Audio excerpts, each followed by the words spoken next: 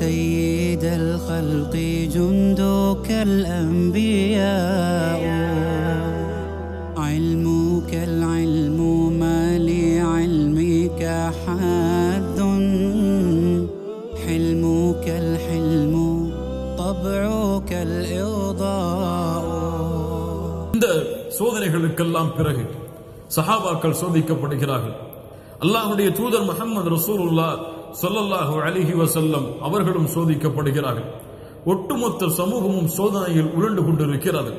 ஒருபுறம் சஹாபாக்களை கொடுமைப்படுத்துகிறார்கள், இன்னொரு புறம் அல்லாஹ்வுடைய தூதருடைய குர்ஆனை கேட்க விடாமல் தடுக்கிறார்கள்.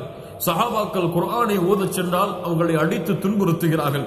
இஸ்லாமிய மார்க்கம் வளர்வதற்கு காஃபிர்கள் திட்டங்களையும் சூழ்ச்சிகளையும் தீட்டிக் கொண்டிருக்கும் பொழுது அல்லாஹ்வுடைய தூதர் ஸல்லல்லாஹு அலைஹி வஸல்லம் ஒரு முக்கியமான ஆலோசனையை சஹாபாக்களுக்கு கொடுத்தார்கள்.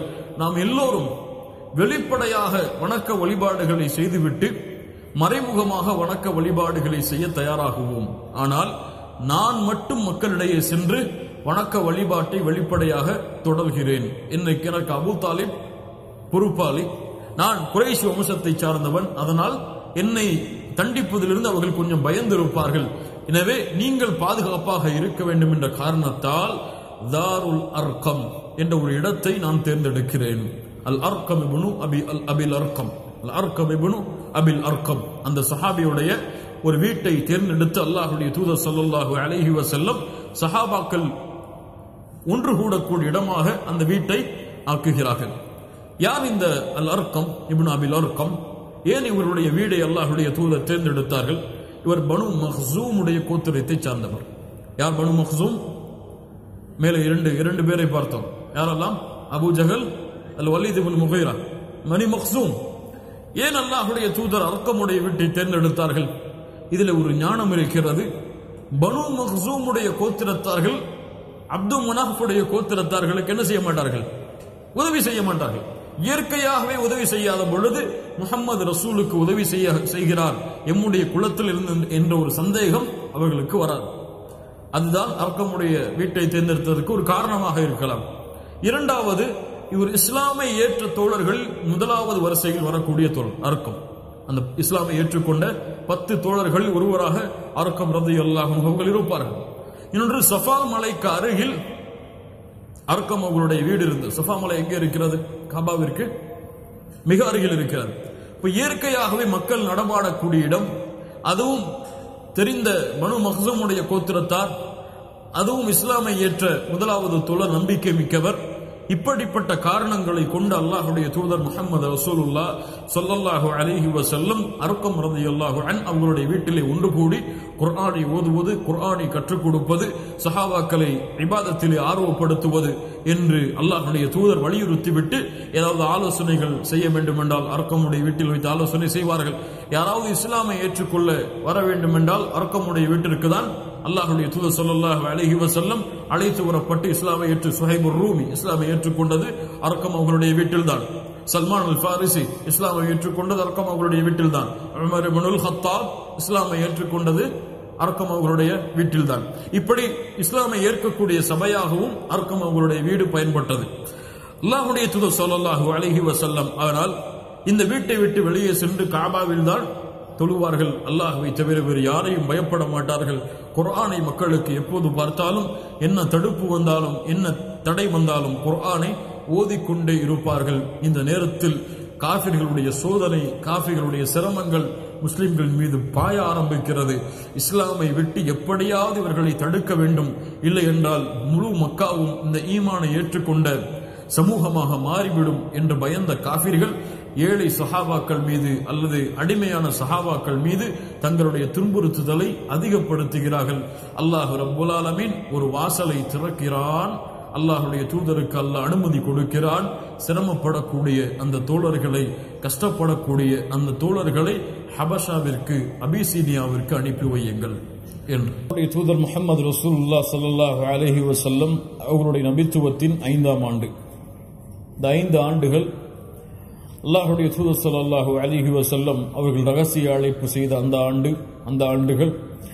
அதற்கு பிறகு இருந்த இந்த 3 ஆண்டுகளும் அல்லாஹ்வுடைய தூதர் ஸல்லல்லாஹு அலைஹி வஸல்லம் அவர்கள் வெளிப்படையாக அழைப்பு பணி செய்து சஹாபாக்களுடைய அந்த சிரமங்கள், அவர்களுக்கு எதிராக நடத்தப்பட்ட சூழ்ச்சிகள், அல்லாஹ்வுடைய தூதர் ஸல்லல்லாஹு அலைஹி வஸல்லம் அவர்கள் இஸ்லாமிய அழைப்பு பணிக்காக குர்ஆனை மக்களுக்கு எடுத்து வைக்கும் பொழுது நடந்த நிகழ்வுகள், அல்லாஹ்வுடைய தூதருக்கு காஃபிர்கள் முஷ்ரிக்குகள் மூலமாக நடந்த துன்புறுத்துதல் நிகழ்வுகள், இதையெல்லாம் இதுவரை இந்த 5 ஆண்டுகள் அல்லாஹ்வுடைய தூதர் ஸல்லல்லாஹு அலைஹி வஸல்லம் அவர்களுடைய வாழ்க்கையில் இந்த நிகழ்வுகளோடு அல்லாஹ்வுடைய தூதருடைய வாழ்க்கை கழிகிறது. 5வது ஆண்டு ரஜபுடைய மாதம். அல்லாஹ்வுடைய தூதர் ஸல்லல்லாஹு அலைஹி வஸல்லம் அவர்களுக்கு அல்லாஹ் ரப்புல் ஆலமீன் வசனம் இறக்குகிறான், வ அர்துல்லாஹி வாசிஆ, அல்லாஹ்வுடைய பூமி விசாலமானது, இந்த பூமியில் பறந்து திரியுங்கள் என்று அல்லாஹ் ரப்புல் ஆலமீன் வசனத்தை அடையாளம் காட்டுவதன் மூலம் சஹாபாக்கள் இந்த ஊரை விட்டு மற்ற ஊருக்கு செல்லலாம் என்று அல்லாஹ் ரப்புல் ஆலமீன் அனுமதி அளிக்கிறான். அல்லாஹ்வுடைய தூதர் ஸல்லல்லாஹு அலைஹி வஸல்லம் அவருடைய இந்த நிலைமையை பற்றி உம்மு ஸலமா ரலியல்லாஹு அன்ஹா, உம்மு ஸலமா யார்? ஜௌஜின் நபி, அல்லாஹ்வுடைய தூதருடைய மனைவி. அன்னஹா காலத் லம்மா ضاقت علينا மக்கா, மக்கா எங்களுக்கு நெருக்கமாக ஆனது, சஹாபாக்கள் எல்லோரும் சோதிக்கப்பட்டார்கள். அல்லாஹ்வுடைய மார்க்கத்திற்காக அவர்கள் பட்ட கஷ்டங்களும் சிரமங்களும் அதிகரிக்க ஆரம்பித்தது. அல்லாஹ்வுடைய தூதராலும் அவர்களுடைய தோழர்களாலும் அதை தடுக்க முடியவில்லை.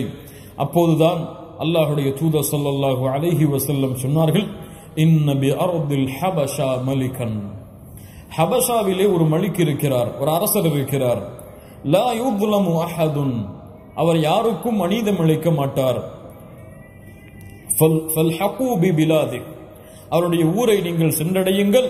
ஹத்தா யஜ்அல் அல்லாஹு லக்கும் ஃபரஜம் வ மஹ்ரஜம் மிம்மா அன்தும் ஃபீ, நீங்கள் இருக்கக்கூடிய இந்த நிலைமையை விட்டு அல்லாஹ் ரப்புல் ஆலமீன் வெளியேறக்கூடிய ஒரு வாய்ப்பை அல்லாஹ் ஏற்படுத்துவான். சஹாபாக்களுக்கு சொல்லுகிறார்கள், அல்லாஹ்வுடைய தூதர், இப்படி ஹபஷாவிலே ஒரு மலிக் இருக்கிறார், அவரிடத்திலே சொல்லப்பட்ட யாரையும் அவர் அநீதம் இழைக்க மாட்டார், அவரிடத்திலே செல்லுங்கள், அல்லாஹ் ரப்புல் ஆலமீன் ஒரு விடியலை உங்களுடைய வாழ்க்கையில் ஏற்படுத்துவான் என்று சஹாபாக்களுக்கு அல்லாஹ்வுடைய தூதர் அறிவிப்பு செய்கிறார்கள். ஹபஷா நாட்டைச் சேர்ந்த ஒரு தோழர் அல்லாஹ்வுடைய தூதருடைய சபையில் இருக்கிறார். அவர் யார்? பிலால் அல் ஹபஷி. பிலால் ஹபஷாவை சார்ந்தவர். ஹபஷாவுடைய நிலைமை அல்லாஹ்வுடைய தூதர் ஸல்லல்லாஹு அலைஹி வஸல்லம் அறிகிறார்கள். ஏன் ஹபஷா? லிமாதா அல் ஹபஷா, ஏன் ஹபஷாவை அல்லாஹ்வுடைய தூதர் தேர்ந்தெடுத்தார்கள்? அல்லாஹ்வுடைய தூதர் அதனுடைய காரணத்தை சொன்னார்கள். என்ன காரணம்? அதனுடைய அரசர் மிக நீதமானவர். இன்னொன்று, ஹபஷாவுடைய மக்களுடைய நிலைமையை பொறுத்தவரை பல மதங்களை பின்பற்றக்கூடிய மனிதர்கள் ஹபஷாவிலே வாழ்ந்தார்கள். மதத்தை பின்பற்றுவதற்கும் பாதுகாப்பிற்கும் ஏற்ற இடமாக அல்லாஹ்வுடைய தூதர் ஹபஷாவை கருதியதால் சுதந்திரம் மற்றும் பாதுகாப்பு இந்த இரண்டும் இருந்த காரணத்தால் அல்லாஹ்வுடைய தூதர் ஸல்லல்லாஹு அலைஹி வஸல்லம் ஹபஷாவை நோக்கி மக்களை அனுப்பி வைத்தார்கள். அப்போ இந்த இரண்டும் இல்லாத நாட்டிலே வாழ்வது முஸ்லிம்களுக்கு அனுமதிக்கப்பட்டது கிடையாது. இதுவெல்லாம் இஸ்லாமிய மார்க்கத்தை பின்பற்றுவதற்கு சுதந்திரம் இருக்க வேண்டும். தங்களுடைய மார்க்கத்தை, ஈமானை பாதுகாப்பதற்கு பாதுகாப்பு இருக்க வேண்டும். இந்த இரண்டும் இல்லாத நாடுகளில் முஸ்லிம்கள் வாழ்வதற்கு அனுமதி கிடையாது. இப்ப இரண்டு காரியங்களும் இருக்கும் காரணத்தால் அல்லாஹ்வுடைய தூதர் ஸல்லல்லாஹு அலைஹி வஸல்லம் ஹபஷாவை நோக்கி சஹாபாக்களை அனுப்பி வைக்கிறார்கள். யாருடைய தலைமையில்? முதல் ஹபஷாவுடைய பயணம் உஸ்மான் இப்னு அஃபான் ரலியல்லாஹு அன்ஹு அவருடைய தலைமையில் 11 அல்லது 12 ஆண் சஹாபாக்கள் 4 பெண் சஹாபாக்களோடு நடக்கிறது. முதல் ஹபஷாவுடைய பயணம் 11 அல்லது 12, கருத்து வேறுபாடு இருக்கிறது. 11 அல்லது 12 4 பெண் சஹாபாக்களோடு இந்த பயணம் நடக்கிறது. அதில் முக்கியமானவர்கள் யார்? குறிப்பாக உஸ்மான் இப்னு அஃபானுடைய தலைமையில் அப்துர் ரஹ்மான் இப்னு அவுஃப், ஜுபைர் இப்னு அவ்வாம், ஜஅஃபர் இப்னு அபி தாலிப், அபூ ஹுதைஃபா, முஸ்அப் இப்னு உமைர், அபூ சலமா, உஸ்மான் இப்னு மதுஊன், இந்த முக்கியமான சஹாபாக்கள், ருக்கையா ரலியல்லாஹு அன்ஹா, சஹலா ரலியல்லாஹு அன்ஹா, உம்மு சலமா, உம்மு அப்துல்லா அல்லது லைலா, இந்த பெண்களுடைய குழுவோடு அல்லாஹ்வுடைய தூதர் ஸல்லல்லாஹு அலைஹி வஸல்லம் ஹபஷாவுடைய முதல் பயணத்திற்கு சஹாபாக்களை அனுப்பி வைக்கிறார்கள். இந்த பயணம் வெளிப்படையாக இருந்ததா அல்லது மறைமுகமாக இருந்ததா என்று வரலாற்றிலே பார்த்தால் சில சஹாபாக்களுடைய அறிவிப்பின்படி இந்த பயணம் வெளிப்படையாகத்தான் இருந்தது. காஃபிர்கள் இதை தடுக்கவில்லை. ஏன்? இவர்கள் அடிமைகள், இவர்கள் பலகீனமானவர்கள். இவர்கள் எங்கு வேண்டுமானாலும் செல்லலாம் என்று அனுமதித்தார்கள். ஆனால் சில சஹாபாக்கள் மறைவாகத்தான் சென்றார்கள் என்ற அறிவிப்புகள் இருக்கிறது. ஏனென்றால் உமர் இப்னுல் கத்தாப் ரலியல்லாஹு அன்ஹு மக்காவில் இருக்கக்கூடிய சிறந்த தலைவர்களில் ஒருவர். உமர் இப்னுல் கத்தாப் இஸ்லாமை ஏற்கவில்லை. உமர் இப்னுல் கத்தாப் இந்த பயணம் செய்யக்கூடிய 2 நபர்களை பார்க்கிறார்கள். யார்? உம்மு அப்துல்லா, லைலா என்று அழைத்தோம். உம்மு அப்துல்லா ஆமிர் இப்னு ரபியாவுடைய மனைவி. உம்மு அப்துல்லாவை பார்க்கிறார்கள். உமர் இப்னுல் கத்தாப் தபரானி ரஹ்மஹுல்லாஹ் தங்களுடைய முஅஜமுல் கபீரில் இந்த ஹதீஸை பதிவு செய்கிறார்கள். உமர் இப்னுல் கத்தாப் ரலியல்லாஹு அன்ஹு உம்மு அப்துல்லாவை பார்த்து கேட்டார்கள், ஐன யா உம்மு அப்துல்லா, உம்மு அப்துல்லாவே எங்கே செல்கிறாய்? அப்போது சொன்னார்கள், ஆதைதுமூனா ஃபீ தீனினா, நீங்கள் இருக்கிறீர்களே எங்களுடைய தீனில் நீங்கள் எங்களை நோவினை செய்கிறீர்கள், எங்களுடைய தீனை பின்பற்ற விடாமல் தடுக்கிறீர்கள். ஃபனذهب في ارض الله, அல்லாஹ்வுடைய பூமியிலே செல்கிறோம். ஹைது லா நுذي في عبادة الله, அல்லாஹ்வுடைய இபாதத் செய்வதற்கு எங்கே நோவினை அளிக்கப்படாதோ அந்த இடத்தை நோக்கி நாங்கள் செல்கிறோம் என்று உமர் இப்னுல் கத்தாப் ரலியல்லாஹு அன்ஹு அவர்களுக்கு முன்னால் யார் சொல்வது? உம்மு அப்துல்லா சொல்கிறார்கள். உமர் இப்னுல் கத்தாப் எப்போதுமே கோபப்படக்கூடியவர். ஆனால் அந்த கோபத்திலும் அந்த கோபத்துடைய உள்ளத்திலும் ஒரு மென்மை இருந்தது. உமர் அவர்களுடைய வரலாற்றிலே அதிகமாக அறிய முடியும் எம்மால். அந்த மென்மையை பார்க்கலாம். உமர் அவர்களுக்கும் ஆச்சரியம், ஏன் இந்த மக்கள் இவர்களுடைய பேச்சுக்காக தன்னுடைய சொந்த ஊரை விட்டு, சொந்த குலத்தை விட்டு, சொந்த இருப்பிடங்களை விட்டு கிளம்பி செல்கிறார்கள்? என்ன காரணமாக இருக்கும்? அந்த பெண்ணை பார்த்து சொன்னார்கள், ஸஹிபகுமுல்லாஹ், அல்லாஹ் உங்களுக்கு தோழமையாக இருப்பான், செல்லுங்கள். ஸஹிபகுமுல்லாஹ், அல்லாஹ் உங்களுக்கு துணை புரிவான், இந்த பயணத்தை நீங்கள் தொடருங்கள் என்று உமர் இப்னுல் கத்தாப் ரலியல்லாஹு அன்ஹு அவர்கள் சொன்னார்கள். இதனுடைய காரணம் எல்லாம் உமர் அவர்களுடைய இஸ்லாமுடைய நிகழ்ச்சியில் நமக்கு தெரிய வரும். ஃபஜாஅனி ஸௌஜி ஆமிர் இப்னு ரபியா, ஆமிர் இப்னு ரபியா வருகிறார்கள். என்ன உமர் அவர்களிடத்தில் ஏதோ பேசிக் கொண்டிருந்தாயே? ஆம், உமர் வந்தார், இப்படி சொன்னேன், அவர் அல்லாஹ் உமக்கு தோழமை புரியட்டும் என்று கூறினார். அவருடைய உள்ளத்திலிருந்து மென்மையை நான் பார்த்தேன். அப்போது அவர் கேட்டார், உம்மு அப்துல்லா, உமர் இஸ்லாமை ஏற்றுக்கொண்டார் என்று நினைக்கிறாயா? இஸ்லாமை மறைமுகமாக ஏற்றுக்கொண்டார் என்று நினைக்கிறாயா? அப்போது சொன்னார்கள், நஅம். ஃபகால வல்லாஹி லா யுஸ்லிமு ஹத்தா யுஸ்லிம ஹிமாருல் கத்தாப், கத்தாபுடைய குடும்பத்துடைய ஒரு கழுதை இஸ்லாமை ஏற்றுக்கொள்ளும், உமர் இஸ்லாமை ஏற்றுக்கொள்வதற்கு முன்னால். அல்லாஹ் பாதுகாப்பானா. என்ன சொல்ல வருகிறார்கள்? உமர் எல்லாம் இஸ்லாமை ஏற்றுக்கொள்வது சாத்தியமே இல்லை. யாருடைய கருத்து ஜெயிக்கும்? யாருடைய வாசல் திறக்கப்படும்? அல்லாஹ் ரப்புல் ஆலமீன் நாடினால் யாருடைய உள்ளத்தையும் அல்லாஹ் புரட்டி போடுவான் என்பதற்கு ஒரு சான்றுதான் உமர் அவர்களுடைய இஸ்லாமை ஏற்றுக்கொண்ட அந்த நிகழ்வு. ஹபஷாவை நோக்கி இந்த சஹாபாக்களுடைய படை குழு சென்றடைகிறது. அங்கே சென்று அந்த அரசருடைய பாதுகாப்பில் அல்லாஹ்வுடைய தூதர் கூறியது போலவே பாதுகாப்போடு அரவணைப்போடு அந்த சமூகம் வாழ்ந்து கொண்டிருக்கிறது. இந்த நேரத்தில் சென்ற சஹாபாக்கள் எல்லோரும் திரும்பி வரக்கூடிய ஒரு நிலைமை ஏற்படுகிறது. ஏன் இந்த திரும்பி வருதல்? எல்லா சஹாபாக்களும் சென்ற எல்லா சஹாபாக்களும், உஸ்மான் இப்னு அஃபான் அவருடைய தலைமையில் சென்ற எல்லா சஹாபாக்களும் மக்காவை நோக்கி திரும்பி வருகிறார்கள். ஏன் இந்த பயணத்தில் ஏற்பட்ட மாற்றம்? அதுவும் எப்போது? அதே வருடத்தில் ஷவ்வாலுடைய மாதத்தில், ரஜபுடைய மாதத்தில் செல்கிறார்கள்.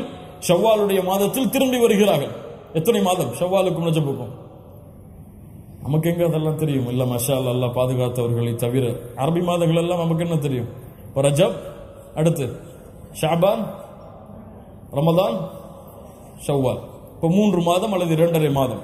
இந்த 3 மாதத்திற்கு இடையில் அல்லாஹ்வுடைய தூதர் ஸல்லல்லாஹு அலைஹி வஸல்லம் அனுப்பிய அந்த தோழர்கள் திரும்பி வருகிறார்கள். ஏன்? மக்காவிலே இருக்கும் குறைஷிகள் எல்லோரும் அல்லாஹ்வுடைய தூதருக்கு கட்டுப்பட்டு விட்டார்கள் என்ற ஒரு செய்தி ஹபஷாவை சென்றடைகிறது. யா அல்லாஹ், குறைஷிகள் எல்லோரும் இஸ்லாமிய மார்க்கத்தை ஏற்றுக்கொண்டார்கள், முஹம்மதை எதிர்ப்பதற்கு யாருமே இல்லை ஸல்லல்லாஹு அலைஹி வஸல்லம் என்ற ஒரு செய்தி ஹபஷாவிற்கு சென்றடைகிறது. என்ன நடந்தது அப்படி என்றால், மக்காவிலே அல்லாஹ்வுடைய தூதர் ஸல்லல்லாஹு அலைஹி வஸல்லம் ஒரு முறை மக்களுக்கு முன்னால் வந்து, இன்று முழு மக்காவிலே வாழக்கூடிய குறைஷிகளுக்கும் இந்த குர்ஆனை ஓதி காண்பிக்க போகிறேன் என்று ஓத வருகிறார்கள். முதலாக அல்லாஹ்வுடைய தூதர் ஒட்டுமொத்த காஃபிர்களுக்கும் குர்ஆனை ஓதுகிறார்கள். முதலாக குர்ஆனை ஓதுகிறார்கள். என்ன சூராவை ஓதுகிறார்கள்? சூரத்துன் நஜ்ம் வன் நஜ்மி இதா ஹவா என்று ஆரம்பிக்கக்கூடிய அந்த சூராவை ஓதுகிறார்கள். அல்லாஹ்வுடைய தூதர் முடிக்கிறார்கள், அஃபமின் ஹாதல் ஹதீஸி தஅஜபூன், இந்த செய்தியை கேட்டு நீங்கள் ஆச்சரியப்படுகிறீர்களா? வதضحكون ولا تبكون وانتم سامدون, இதை பார்த்து நீங்கள் அழாமல் சிரித்துக் கொண்டிருக்கிறீர்களா? ஃபஸ்ஜுது லில்லாஹி வஅபுது, அல்லாஹ்வை வணங்குங்கள், அல்லாஹ்விற்கு சுஜூது செய்யுங்கள் என்று அல்லாஹ்வுடைய தூதர் இந்த சூராவை முடித்து சுஜூது செய்கிறார்கள். இமாம் புகாரி ரஹிமஹுல்லாஹ் பதிவு செய்கிறார்கள், இப்னு அப்பாஸ் ரலியல்லாஹு அன்ஹுமா கூறுவதாக, சஜத பின் நஜ்ம், அல்லாஹ்வுடைய தூதர் சூரத்து நஜ்மை ஓதி சஜதா செய்தார்கள். வஸஜத மஅஹுல் முஸ்லிமூன், அவர்களோடு யார் சஜதா செய்தார்கள்? முஸ்லிம்கள் சஜதா செய்தார்கள். வல் முஷ்ரிகூன், யார் சஜதா செய்தார்கள்? வல் முஷ்ரிகூன வல் ஜின்னு வல் இன்ஸ், அல்லாஹ் அக்பர். முஸ்லிம்கள் சஜதா செய்தார்கள், முஷ்ரிக்குகள் சஜதா செய்தார்கள், ஜின்களும் மனிதர்களும் என ஒட்டுமொத்த அந்த இடத்தில் நின்று கொண்டிருந்த எல்லோரும் அல்லாஹ்வுடைய தூதருக்கு முன்னால், அல்லாஹ்வுடைய தூதரோடு அல்லாஹ்விற்கு சஜிதாவிலே விழுந்து விடுகிறார்கள். லா இலாஹ இல்லல்லாஹ். குர்ஆனுடைய மாற்றத்தை பாருங்கள். அதுவும் யார் ஓதுவது? முஹம்மது ரசூலுல்லாஹ் ஸல்லல்லாஹு அலைஹி வஸல்லம் அவர்களுடைய கிராஅ ஜலாலுல் குர்ஆன், அந்த குர்ஆனை அவர்களுடைய வாயில் ஓதுவதை கேட்ட சஹாபாக்கள், இங்கே இருந்த முஷ்ரிக்குகள், ஏன் குர்ஆன் அவங்களுடைய உள்ளத்தில் இருந்த பெருமையை கலட்டிவிடும், அவர்களுடைய உள்ளத்தில் இருந்த அழுக்குகளை நீக்கிவிடும். அவர்கள் பெருமையை மறந்து, குலத்தை மறந்து, அல்லாஹ்வுடைய தூதருடைய எதிர்ப்பை மறந்து அல்லாஹ்வுடைய வசனத்திற்கு கட்டுப்பட்டு எல்லோரும் சுஜூதிலே விழுகிறார்கள். இந்த செய்தி மாறி மாறி மாறி ஹபஷாவிலே வாழ்ந்த முஸ்லிம்களுக்கு எப்படி போய் சேர்கிறது? அங்கே இருந்த எல்லோரும் இஸ்லாமை ஏற்றுக்கொண்டார்கள் என்று, இஸ்லாமை ஏற்றுக்கொண்டார்கள், வாருங்கள் மக்காவை திரும்புவோம் என்று உஸ்மான் இப்னு அஃபானுடைய தலைமையில் சஹாபாக்கள் திரும்பி வருகிறார்கள். ஆனால் வரக்கூடிய வழியிலேயே தெரிந்து விடுகிறது, இது பொய்யான செய்தி, இது பொய்யான செய்தி. இப்ப என்ன செய்யலாம்? சிலர் சொல்கிறார்கள், வாருங்கள் ஹபஷாவிற்கு திரும்பி சென்று விடுவோம் என்று. சில சஹாபாக்கள் ஹபஷாவை நோக்கி செல்ல ஆரம்பிக்கிறார்கள். இன்னும் சில சஹாபாக்கள்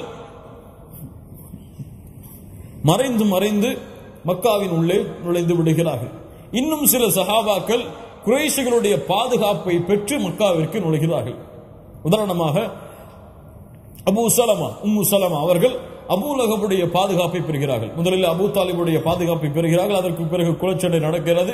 அபூ லஹபுடைய பாதுகாப்பை பெற்று மக்காவிலே இருக்கிறார்கள். உஸ்மான் இப்னு மத்ஊன், வலீத் இப்னு முகீரா, யார் சம்பவத்தில் பார்த்துட்டே இருக்கோம், பனு மக்சூமுடைய கோத்திரத்தை சார்ந்தவர்.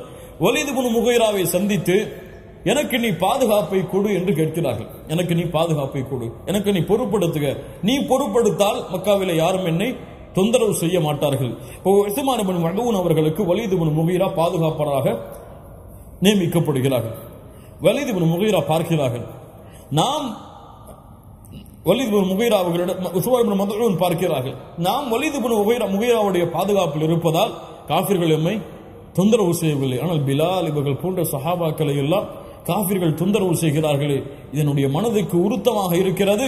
நான் வலீத் இப்னு முகீராவுடைய பாதுகாப்பில் இருந்து நீங்க போகிறேன் என்று வலீத் இப்னு முகீராவை சந்திக்கிறார்கள். இப்னு அம், இப்படி நான் இடத்திலே பாதுகாப்பை கேட்டேன், நீங்களும் பாதுகாப்பை கொடுத்தீர்கள், எனக்கு இந்த பாதுகாப்பு தேவையில்லை, நீ பாதுகாப்பிலிருந்து நீக்கி விடுங்கள் என்று சொன்னார்கள். வலீத் இப்னு முகீரா சொன்னார், இப்படி பாதுகாப்பில் இருப்பதானே உனக்கு சிறந்ததாக இருக்கும், ஏன் இப்படி செய்கிறாய்? இல்லை, என்னை நீக்கி விடுங்கள். வலீத் இப்னு முகீராவும் உஸ்மான் மத்ஊன் அவர்களும் காபாவிற்கு அருகில் வருகிறார்கள், அழைக்கிறார்கள் குறைஷிகளை. வலீத் இப்னு முகீரா சொல்லுகிறார், உஸ்மான் இப்னு மத்ஊனுக்கு கொடுத்த பாதுகாப்பை நான் நீக்கிக் கொள்கிறேன். உஸ்மான் இப்னு மத்ஊன் சொன்னார்கள், ஆம், இவர்களுடைய பாதுகாப்பில் இருந்து நான் நீங்கி விடுகிறேன், நானும் இப்போது மற்ற முஸ்லிம்களை போன்றுதான்.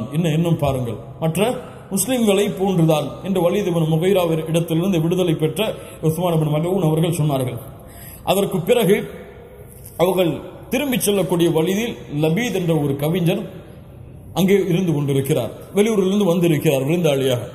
லபீத் கவிதைகளை பாடுவதில் சிறந்தவர். அல்லாஹ்வுடைய தூதர் இவருடைய கவிதையில் ஒரு கவிதையை எடுத்துச் சொன்னார்கள். இவருடைய கவிதையிலிருந்து ஒரு கவிதையை எடுத்துச் சொன்னார்கள். அந்த லபீத் மக்களுக்கு கவிதையை படித்துக் கொண்டிருக்கிறார். அவர் சொன்னார், அவர் கவிதையை கூறிக்கொண்டிருந்தார், அலா குல்லு ஷைஇன் மா ஹலல்லாஹ பாத்தில், அல்லாஹுவை தவிர மற்ற அனைத்தும் மீன்தான். இவருடைய கவிதையில் சிறந்த கவிதை அல்லாஹ்வுடைய தூதர் இதை எடுத்து சொன்னார்கள் ஒரு முறை. அலா குல்லு ஷைஇன் மா ஹலல்லாஹ பாத்தில், அல்லாஹ்வை தவிர மற்ற அனைத்தும் வீண்தான். உஸ்மான் இப்னு மலூன் அந்த இடத்தில் இருக்கிறார்கள். அப்போது வலீத் இப்னு முகைராவும் இருக்கிறார். உஸ்மான் அவர்கள் சொன்னார்கள், ஸதக்த, ஆம் உண்மை சொன்னாய், உண்மை சொன்னாய். ثم ان لبيد انشدهم تمام البيت وكل نعيم لا محاله زائل, எல்லா அருள்கொடைகளும் ஒரு நாள் முடிந்துவிடும், எல்லா அருள்கொடைகளும் ஒரு நாள் முடிந்துவிடும். فقال كذبت, அப்போது உஸ்மான் அவர்கள் சொன்னார்கள், நீ பொய் சொல்லுகிறாய், நீ பொய் சொல்லுகிறாய். ஏன்? இன்ன நஈம அஹ்லில் ஜன்னah லா யஸூல், சொர்க்கத்துடைய அருள்கொடை முடியாது. நீ பொய் சொல்லுகிறாய் லபீது, தைரியமாக சொல்கிறார்கள். அப்போதுதான் விடுதலையாகி இருக்கிறார். மக்காவிலே அனைவரும் நின்று கொண்டிருக்கிறார்கள்.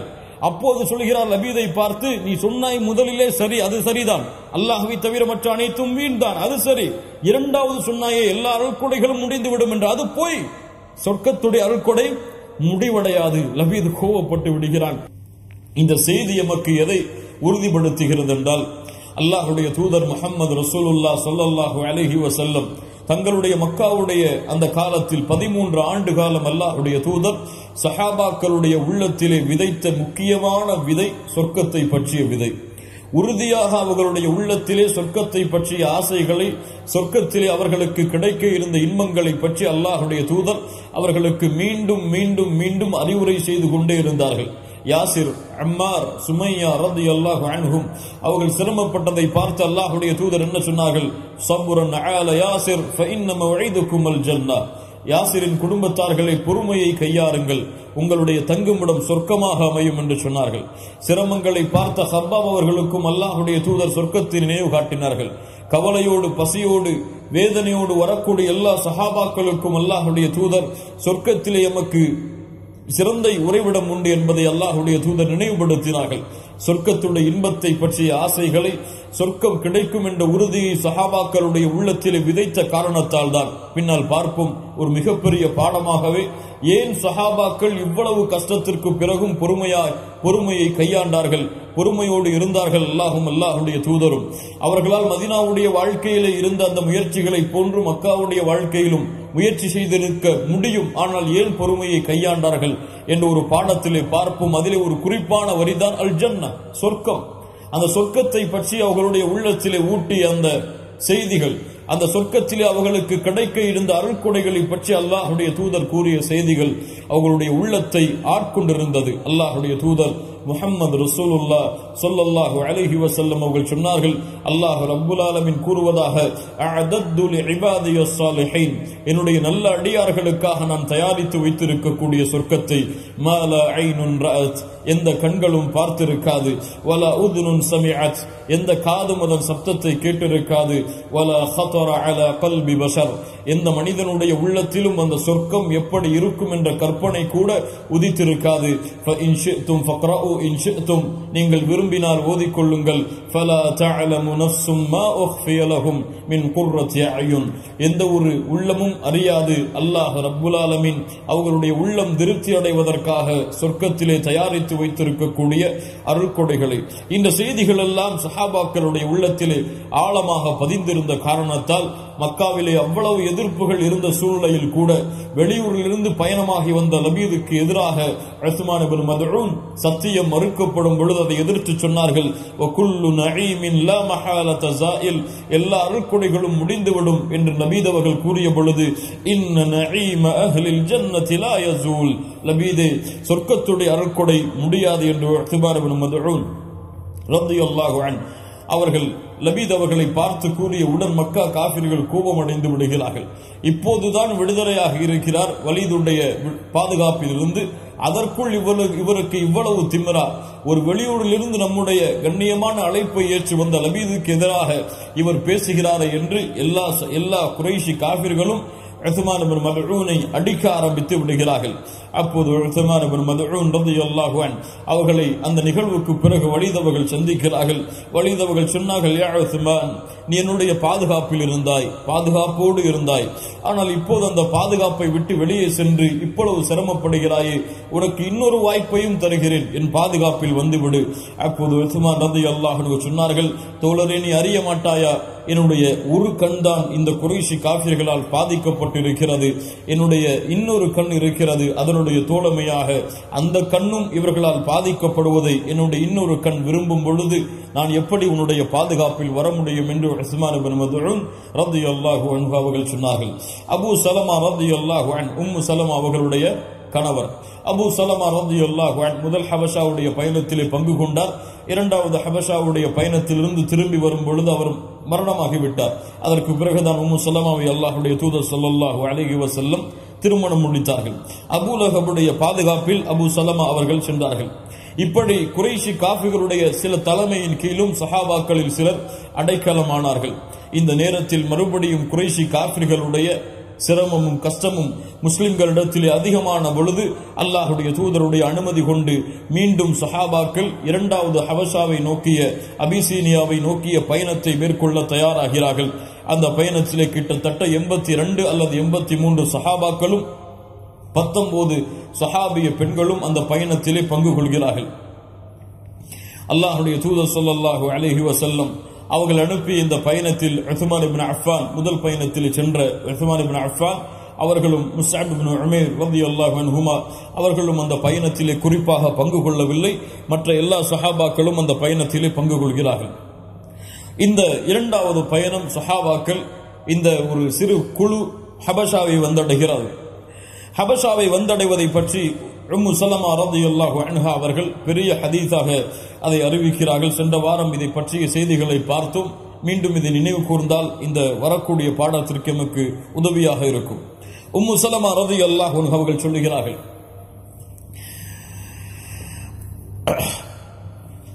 நாங்கள் எல்லோரும் ஹபஷாவை வந்தடைந்தோம். லம்மா நஸலத் அரதுல் ஹபஷா, நாங்கள் ஒரு சிறந்த அண்டை வீட்டார்களுடைய வீட்டை நோக்கி, உறைவிடத்தை நோக்கி, பாதுகாப்பையும் நிம்மதியும் தரக்கூடிய ஒரு இடத்தை நோக்கி நாங்கள் பயணமாக இருந்தோம். ஹபஷாவை நோக்கி நாங்கள் அல்லாஹுவை வணங்குவதற்கும் அல்லாஹுவை வணங்குவதற்கு எதிராக இருக்கக்கூடிய ஷிர்கை விட்டும் எங்களை பாதுகாப்பதற்கு ஒரு சிறந்த நாடாக ஹபஷா இருந்தது. இதை அறிந்த குறைஷி காஃபிர்கள் இந்த முஸ்லிம்கள் அங்கே பயணமாகிறார்கள், அங்கே நிம்மதியாக இருப்பார்கள் என்று பொறாமை கொண்டு குறைஷிகளில் 2 பேரை ஒரு மிகப்பெரிய அன்பளிப்போடு அனுப்புகிறார்கள் ஹபஷாவை நோக்கி. அதில் ஒருவர் தான் அப்துல்லா இப்னு அபி ரபீஅத் இப்னு முகீரா அல் மக்ஸூமி குலத்தைச் சேர்ந்த அப்துல்லா இப்னு அபி ரபீஅ அல் முகீரா அவரும் அம்ர் இப்னு ஆஸ் இப்னு வாயில் ஸஹ்மி, இவர் பின்னால் சஹாபியாக மாறுகிறார், முன்னால் முஷ்ரிக்குகளுடைய கூட்டத்தில் இருந்தார். அம்ர் இப்னு ஆஸ் ரலியல்லாஹு அன்ஹு இருவரும் ஹபஷாவை நோக்கி பயணமாகிறார்கள். யாருக்காக? யாருடைய பொறுப்பில்? குறைஷிகளுக்கு பொறுப்பேற்று இந்த இருவரும் பயணமாகிறார்கள். எதற்காக? அங்கே அடைக்கலமாக இருந்த முஸ்லிம்களை மீண்டும் மக்காவிற்கு கொண்டு வருவதற்காக. இருவரும் சென்று முதலாவதாக ஹபஷாவை ஆளக்கூடிய நஜ்ஜாசி மன்னரை சந்திக்காமல் அவருடைய குழுவில் இருந்த மந்திரிகளையும் மார்க்க அறிஞர்களையும் சந்தித்து அன்பளிப்புகளை அவர்களுக்கும் கொடுத்து சொல்கிறார்கள், இவர்கள் எங்களுடைய ஊரிலிருந்து அகதிகளாக உங்களை நோக்கி வந்துவிட்டார்கள். இவர்கள் நீங்கள் ஏற்றுக்கொண்ட மார்க்கம் இல்லாத ஏதோ ஒரு புதுமையான மார்க்கத்தை இவர்கள் கூறுகிறார்கள். அதனால் இவர்களை திருப்பி அனுப்ப நீங்கள் தான் உங்களுடைய ஹபஷா மன்னருக்கு அறிவுரை செய்ய வேண்டும். நாங்கள் அவரிடத்திலே முறையிடும் பொழுது எங்களுக்கு உதவி செய்ய வேண்டும் என்று அங்கே இருந்த மந்திரிகளிடத்திலும் அங்கே இருந்த மார்க்க அறிஞர்களிடத்திலும் அந்த 2 குறைஷி தலைவர்களும் அனுமதி கேட்டு அவர்களிடத்திலே இந்த அன்பளிப்புகளை கொடுக்கிறார்கள். அதற்கு பிறகு ஹபஷாவுடைய மன்னரை நேரடியாக சந்தித்து சொல்லுகிறார்கள், இப்படி உங்களுடைய மார்க்கத்தை ஏற்றுக்கொள்ளாத, எம்முடைய மார்க்கத்தையும் ஏற்றுக்கொள்ளாத சில மூடர்களான சிறுவர்கள் உங்களிடத்திலே வந்திருக்கிறார்கள். அய்யூஹல் மலிக், இன்னஹு கது சபா இலா பலதிக மின்னா கில்மானுன் சுஃபஹா ஃபரகு தீன கௌமிஹிம் வலம் யதுகுலு ஃபீ தீனிக், அவர்களுடைய ஊரில் இருந்த அவர்களுடைய மக்களுடைய தீனிலிருந்தும் வெளியேறி உங்களுடைய தீனிலும் நுழையாமல் வஜாஉ பிதீனின் முபதஅ, ஒரு புதிதான ஒரு மார்க்கத்தை ஏற்றுக்கொண்டு இவர்கள் வந்திருக்கிறார்கள். லா நஅரிஃபுஹு நஹ்னு வலா அன்ஸ், அதை பற்றி எமக்கும் எதுவும் தெரியாது, உங்களுக்கும் எதுவும் தெரியாத ஒரு புதுமையான மார்க்கத்தை இங்கே வந்திருக்கக்கூடிய அந்த முஸ்லிம்கள் சஹாபாக்கள் கொண்டு வந்திருக்கிறார்கள்.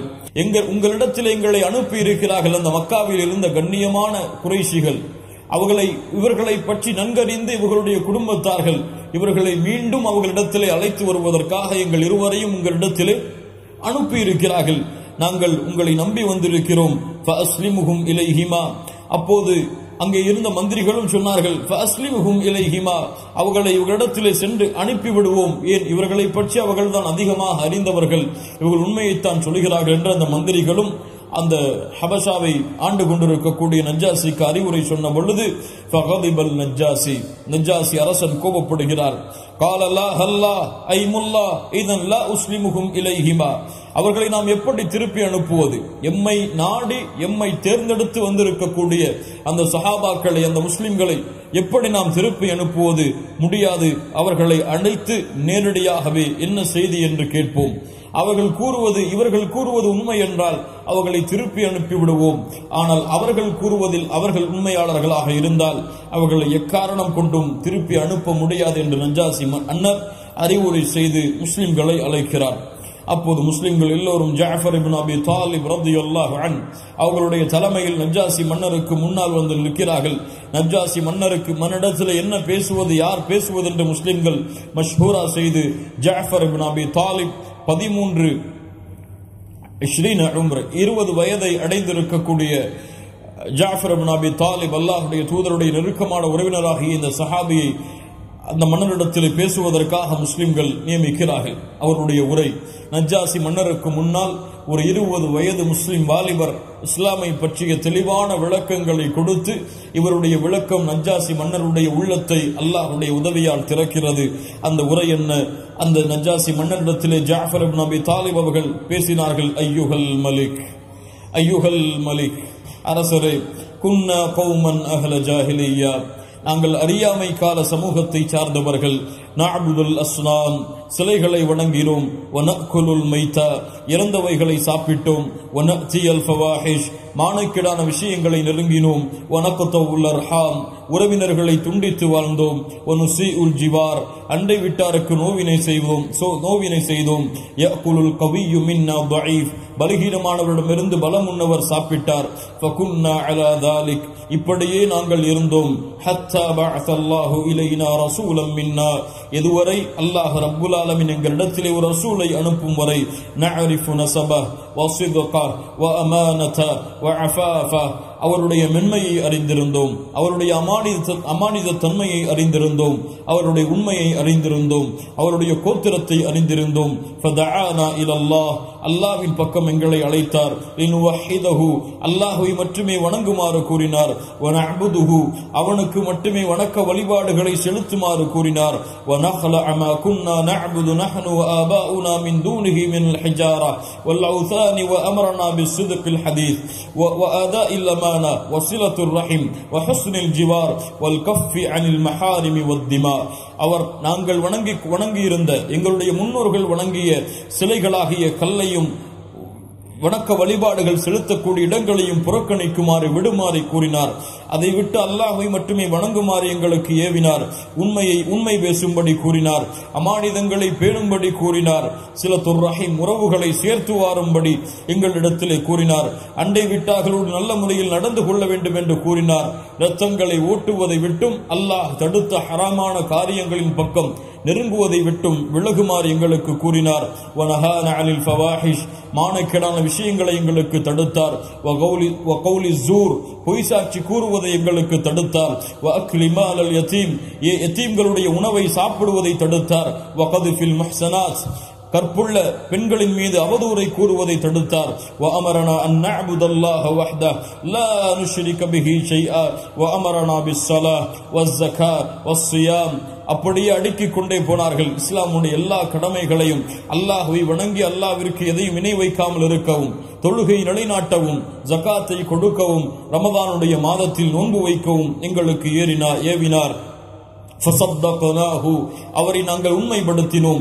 வஆமன்னா பிஹ், அவரை கொண்டு ஈமான் கொண்டோம். வத்தபஅனாஹு அலா மா ஜாஅ பிஹ், அவர் கொண்டு வந்த அனைத்து செய்தியையும் பின்தொடர்ந்தோம். ஃபஅபதுனல்லாஹ வஹ்தஹ, அல்லாஹ்வை மட்டுமே வணங்கினோம். ஃபலம் நுஷ்ரிக் பிஹி ஷைஆ வஹர்ரம்னா மா ஹர்ரம அலைனா வஹலல்னா மா அஹல்ல லனா, அல்லாஹ் எங்களுக்கு எதை ஹலாலாக்கினானோ அதை நாங்களும் ஹலாலாக்கி கொண்டோம். அல்லாஹ் எங்களுக்கு எதை ஹராமாக்கினானோ அதை அதை நாங்களும் ஹராமாக்கிக் கொண்டோம் என்று அவர் கூறிவிட்டு சொன்னார்.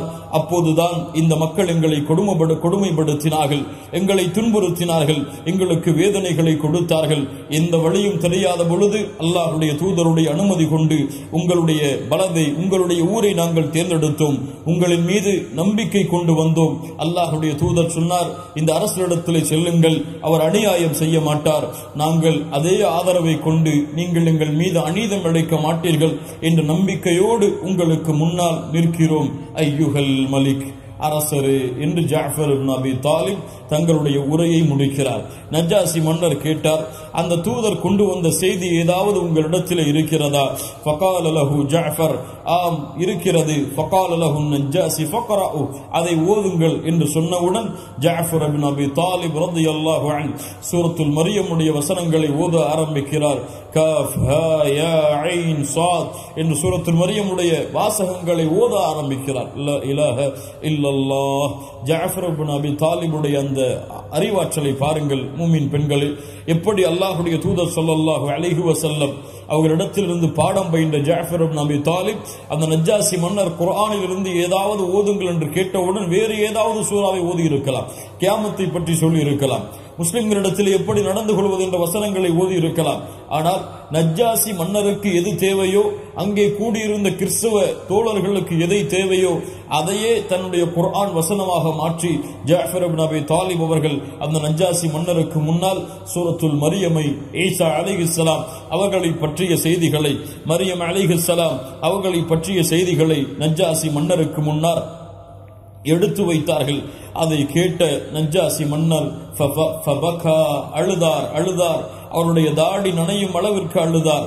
அதை ஓதிவிட்டு சொன்னார், மூசா அலைஹிஸ்ஸலாம், அதை கேட்டவுடன் சொன்னார், மூசா அலைஹிஸ்ஸலாம் அவர்கள் கொண்டு வந்த, ஈசா அலைஹிஸ்ஸலாம் அவர்கள் கொண்டு வந்த, உங்களுடைய தூதர் கொண்டு வந்த இரண்டும் ஒரே கோட்டையிலிருந்து ஒரே இடத்திலிருந்து கிளம்பி இருந்தவைதான் என்று கூறி அந்த இரண்டு முஷ்ரிக்கான அந்த தலைமைத்துவத்திற்கு வந்திருந்த அந்த குறைஷி தலைவர்கள் இரண்டு பேரையும் பார்த்து சொன்னார், நஜ்ஜாசி அரசர், இவர்களை நாங்கள் உங்களிடத்திலே ஒப்படைக்க மாட்டோம், நீங்கள் திரும்ப சென்று விடுங்கள், ஒப்படைக்க மாட்டோம் இவர்களை உங்களிடத்தில்.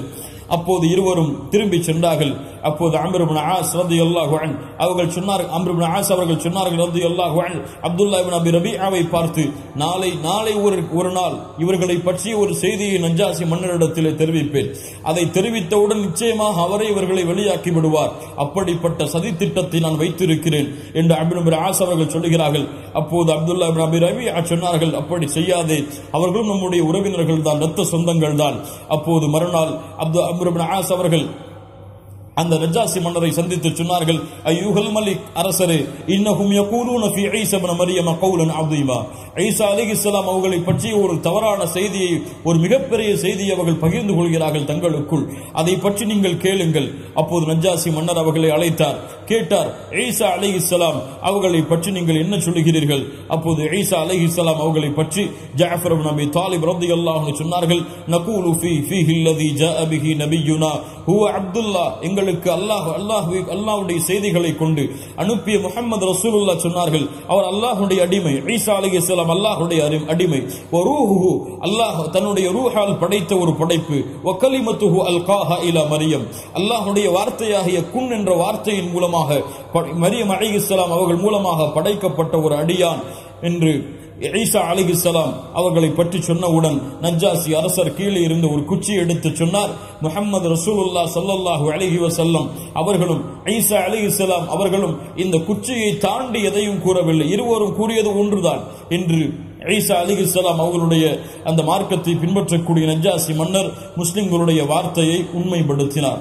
ஒருபோதும் இவர்களை திருப்பி அனுப்ப மாட்டேன், நீங்கள் நிம்மதியாக இங்கே வாழ்ந்து கொள்ளலாம் என்று முஸ்லிம்களுக்கு வழி கூறிவிட்டு அந்த குறைஷி காஃபிர்கள் கொடுத்த அந்த அன்பளிப்புகள் எல்லாவற்றையும் திருப்பி கொடுத்து சொன்னார், அல்லாஹ் ரப்புல் ஆலமீன் இந்த ஆட்சி எனக்கு கொடுக்கும் பொழுது என்னிடத்திலே லஞ்சம் வாங்கவில்லை, நானும் உங்களிடத்திலே இப்படிப்பட்ட கூலியை லஞ்சமாக பெறமாட்டேன், திரும்பி எடுத்துச் செல்லுங்கள் என்று மக்கா காஃபிர்களுக்கு அந்த இரண்டு தலைவர்களுக்கு நஜ்ஜாசி மன்னர் அறிவுரை செய்து அன்பளிப்புகளையும் திருப்பி கொடுத்து அந்த முஸ்லிம்களுடைய பாதுகாப்பிற்கு பொறுப்பேற்று அவர்களை நிம்மதியாக அந்த ஹபஷாவுடைய நாட்டில் அபிசீனியாவில் முஸ்லிம்கள் எல்லோரும் மகிழ்ச்சியாக வாழ நஜ்ஜாசி மன்னர் வழிவகுத்தார்.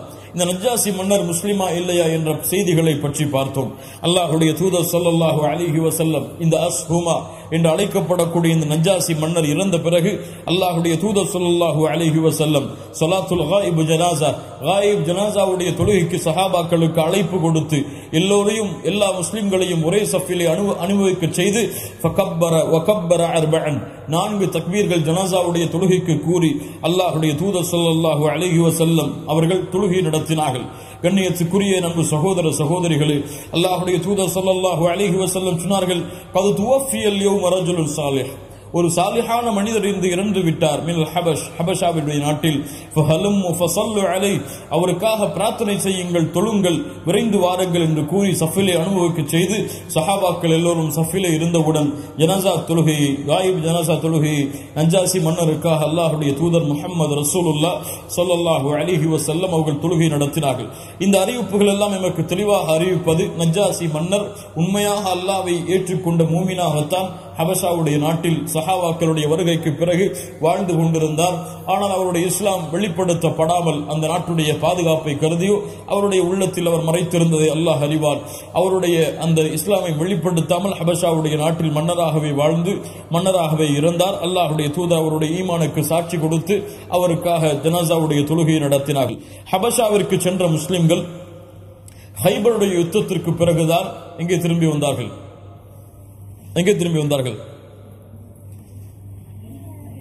மதீனாவிற்கு திரும்பி வந்தார்கள். அதை பற்றி அஸ்மா பின்த் உமைஸ் ரலியல்லாஹு அன்ஹா அவர்கள் சொல்கிறார்கள். அஸ்மா பின்த் உமைஸ் அந்த சஹாபாக்களுடைய குழுவோடு ஹபஷாவை நோக்கி பயணமாகிய பெண்மணி. அல்லாஹ்வுடைய தூதர் ஸல்லல்லாஹு அலைஹி வஸல்லம் கனிமத்துடைய பொருட்களை ஹைபருடைய யுத்தத்தில் போர்க்களத்தில் கலந்து கொள்ளாத சில தோழர்களுக்கு கொடுத்தார்கள். யார் அவர்கள்? ஹபஷாவிற்கு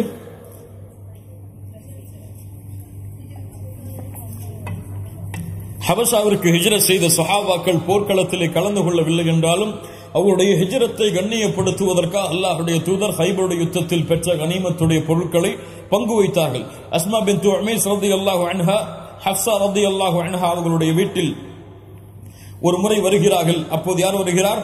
உமர் இப்னுல் கத்தாப் ரலியல்லாஹு அன்ஹு அவர்கள் வருகிறார்கள். அப்போது அஸ்மா பின்த் உமைஸ் அவர்களை பார்த்து இவர்கள் யார் என்று கேட்டார்கள். அப்போது இவர்கள் அவர்கள் என்று சொன்னவுடன் கேட்டார்கள், قال உமர் அல் ஹபஷியத்து ஹாதிஹ் அல் பஹரியத்து ஹாதிஹ், கடலிலே பயணம் செய்த ஹபஷியாவை சேர்ந்த ஹபஷாவிற்கு பயணம் செய்த பெண்ணா இவள்? ஃபகாலத் அஸ்மா, அஸ்மா அவர்கள் சொன்னார்கள், நஅம், ஆம் நான் தான். உமர் ரலியல்லாஹு அன்ஹு சொன்னார்கள், சபக்னாகும் ஃபில் ஹிஜ்ரா ஃபநஹ்னு அஹக்கு பிரசூலில்லாஹ், உங்களை விட நாங்கள் ஹிஜ்ரத்திலே முந்தி விட்டோம், மதீனாவிற்கு நாங்கள் தான் அல்லாஹ்வுடைய தூதருக்கு மிக உரித்தானவர்கள். ஃபகதிபத், அஸ்மா ரலியல்லாஹு அன்ஹா கோபமடைந்து விடுகிறார்கள். வகாலத் கலிமத்தன் கதப்த யா உமர், உமரே நீங்கள் பொய் கூறுகிறாய், நீங்கள் பொய் சொல்கிறீர்கள். கல்லா வல்லாஹ் குன்தும் மஅ ரசூலில்லாஹ் யுத்இமு ஜாஇக்கும் வ யஇது ஜாஹிலக்கும், அல்லாஹ்வுடைய தூதர் உங்களுக்கு உணவளித்தார்கள், உங்களுடைய அறியாமையிலே இருந்தவர்களுக்கு அல்லாஹ்வுடைய தூதர் இல்மை கொடுத்தார்கள், அல்லாஹ்வுடைய தூதரோடு நீங்கள் வாழ்ந்தீர்கள். ஆனால் நாங்களோ வெகு தூரமாக இருக்கக்கூடிய வெறுப்புகளும் தூரமும் உடைய ஊரிலே நாங்கள் வாழ்ந்து கொண்டிருந்தோம். வெறுப்புகள் உடைய நாடென்றால் சலமா அவர்கள் சொன்னார்கள், நாங்கள் நிம்மதி அளிக்கக்கூடிய இடத்திலே வாழ்ந்தோம் என்று. இங்கு அஸ்மா ரலியல்லாஹு அன்ஹா சொல்கிறார்கள், நாங்கள் வெறுப்புடைய பூமியில் வாழ்ந்தோம் என்று. என்ன அர்த்தம்? அஸ்மா ரலியல்லாஹு அன்ஹா அதை குறிப்பிடுகிறார்கள், அங்கே இருந்த கிறிஸ்தவர்களையும் யூதர்களையும் குறிப்பிடுகிறார்கள். அஸ்மா ரலியல்லாஹு அன்ஹா சொன்னார்கள், ஆம் நாங்கள் வெறுப்புடைய தூரமுடைய நாடில் வாழ்ந்தோம், நீங்கள் அல்லாஹ்வுடைய தூதரோடு வாழ்ந்தீர்கள், உங்களை விட நாங்கள் தான் அல்லாஹ்வுடைய தூதருக்கு உரித்தானவர்கள். இல்லை, நான் அல்லாஹ்வுடைய தூதரிடத்தில் இந்த செய்தியை கொண்டு சென்றே தீருவேன் என்று அல்லாஹ்வுடைய தூதர் ஸல்லல்லாஹு அலைஹி வஸல்லம் இடத்தில் அஸ்மா ரலியல்லாஹு அன்ஹா கொண்டு செல்கிறார்கள். யா நபி அல்லாஹ், இன்ன உமர் قال وكذا وكذا, உமர் இப்படி சொல்கிறார், அல்லாஹ்வுடைய தூதரே, அவர்தான் உங்களுக்கு ஹிஜ்ரத்திலே முன்னால் சென்று விட்டோம் என்ற காரணத்தால் உங்களுக்கு மிக நெருக்கமானவர்கள் அவர்கள்தான் என்று சொல்கிறார்கள். அப்போது அல்லாஹ்வுடைய தூதர் ஸல்லல்லாஹு அலைஹி வஸல்லம் சொன்னார்கள், லைஸ பிஹக்கி பி மின்கும், உங்களை விட அவர்கள் எங்களுக்கு மிக உரித்தானவர்கள் கிடையாது. வலஹுலி அஸ்ஹாபிஹி ஹிஜ்ரா வாஹிதா, அவர்களுக்கும் அவர்களை சார்ந்தவர்களுக்கும், உமர் அவர்களுக்கும் அவர்களை சார்ந்தவர்களுக்கும் ஒரே ஒரு ஹிஜ்ரத் தான். வலக்கும் அன்தும் அஹ்லஸ் ஸஃபீனா, கடலிலே பயணம் செய்து கப்பலிலே பயணம் செய்த உங்கள் எல்லோருக்கும் ஹிஜ்ரத்தான், 2 ஹிஜ்ரத் இருக்கிறது. ஒன்று ஹபஷாவை நோக்கி பயணம் செய்த ஹிஜ்ரா, இன்னொன்று மதீனாவை நோக்கி ஹிஜ்ரத் செய்த ஹிஜ்ரா. இந்த 2 ஹிஜ்ரத்திற்கு உரித்தான நீங்கள் தான் அவர்களை விட எங்களுக்கு உரித்தானவர்கள் என்று அல்லாஹ்வுடைய தூதர் ஸல்லல்லாஹு அலைஹி வஸல்லம் மேலும் அவர்களுடைய கண்ணியத்தை உறுதிப்படுத்தினார்கள். ألف أنت للهداة وباء سيد الخلق جندك الأنبياء علمك العلم